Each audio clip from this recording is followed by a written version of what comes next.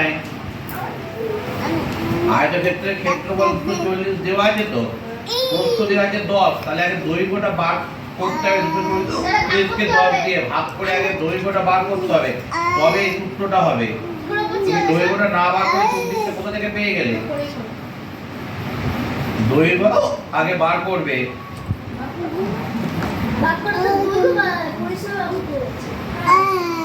বুঝেছো? দৈর্ঘ্যটা না পেলে দৈর্ঘ্যটা আমি কি উড়ে আসলো?